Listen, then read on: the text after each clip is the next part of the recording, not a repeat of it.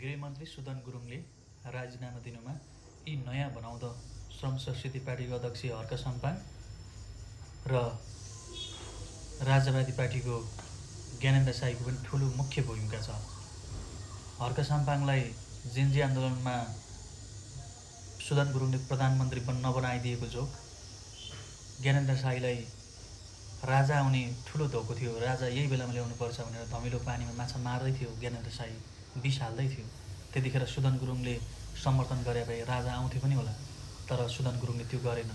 त्यसकारण ज्ञानेन्द्र साई रिसाएको हुनुपर्छ। सत्य यही हो। तपाईँहरूलाई के लाग्छ?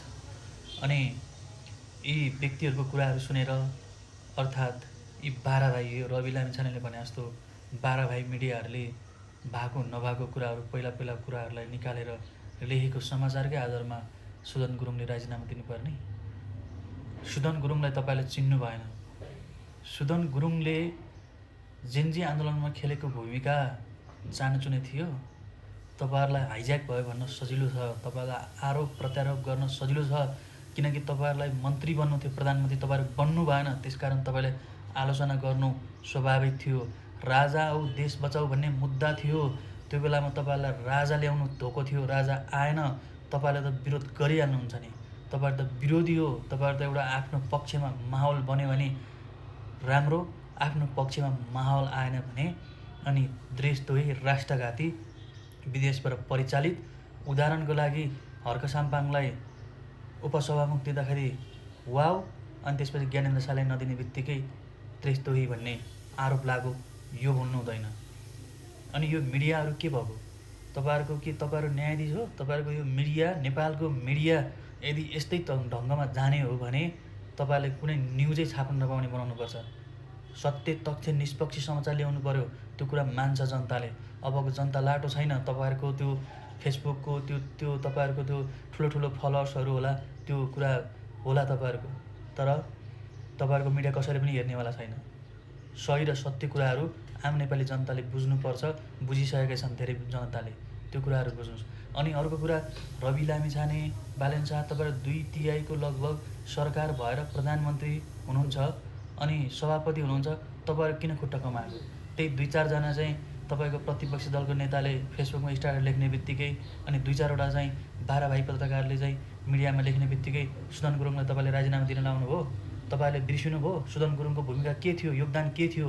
तपाईँको देश अभिभावकविहीन भइरहेको बेलामा पानी बाँड्न गएको व्यक्तिले देशको नेतृत्व लिन खोज्यो। देशको एउटा चाहिँ सम्पूर्ण शक्तिलाई चाहिँ आफूले चाहिँ लिएर म जेन्जीको लिडर भनेर अगाडि किन जान सक्नु भएन?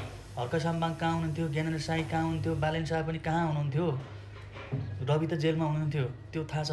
तपाईँहरूको भूमिका के थियो त्यतिखेर? त्यही भएर अहिले तपाईँले सुदन गुरुङलाई कमजोरी सोच्ने। यो देशमा सुदन गुरुङले गर्दा बिग्रेको हो। सुदन गुरुङले कुन चाहिँ तपाईँको प्रधानमन्त्री, गृहमन्त्री, कुनै मेयर के भएको थियो र सुदन गुरुङ? केही पनि भएको थियो? आम नेपाली नागरिक थियो उहाँ। त्यो कुरा बुझ्नु पर्दैन। अनि यो देशमा सुदन गुरुङले पढे लेखेको छैन, सुदन गुरुङले गृहमन्त्री चलाउन सक्दैन भन्छ। अनि सक्नेहरूले, जान्नेहरूले खोइ त के गरे त? खोइ त्यत्र काण्डहरू किन मचाएको, किन खोइ थुन्न नसकेको, खोइ त गर्न सके भने के? त्यो भएर व्यक्तिलाई खुइलाउन सजिलो छ। तपाईँहरू खुइलाउनुहोस्। भोलि तपाईँहरूको टाउकोमा पर्छ नि, त्यो बेलामा आइया भन्ने दिन आउँछ। हेर्दै जानुहोस्। नयाँहरूले त झन् विशेष गरी बुझ्नै बाँकी छ। नयाँहरूले तपाईँले राजनीति धेरै बुझ्नुभयो होला। तपाईँहरूलाई माइक बोकेर पगडी गुथेर तपाईँहरू प्रतिपक्षमा बसेर हल्लायो, पुरै माहौल हल्लायो, सांसद भवन हल्लायो भन्न सजिलो छ, तर काम गर्न नि धेरै गाह्रो छ। त्यो कुरा तपाईँले पछि बुझ्नुहुनेछ। रवि लामिछानेले यो कुरा बुझिसके, सुदन गुरुङले बुझिसके, बालेन शाहले बुझिसके। अरू नयाँ बनाउँदा मै हुँ भन्नेहरूले कान खोलेर सुन्दा हुन्छ। त्यही भएर काम गर्न दिउँ, खबरदारी गर्नुपर्छ, त्यो मान्दछु। तर जे पाए त्यही खबरदारी गरेर नयाँलाई नै खुइलाएर सकाएर एकजना व्यक्तिलाई, राम्रो काम गर्दै गरेको व्यक्तिलाई आज चाहिँ त्यो तरिकाको प्रहार गर्नु कतिको सही हो? को बन्छ गृहमन्त्री त्यसो हो भने? कसले सक्ने हो त? सुदन गुरुङले नसक्ने कसले सक्ने हो? तपाईँहरूलाई के लाग्छ? कृपया कमेन्ट गर्न नबिर्सनु होला। धन्यवाद।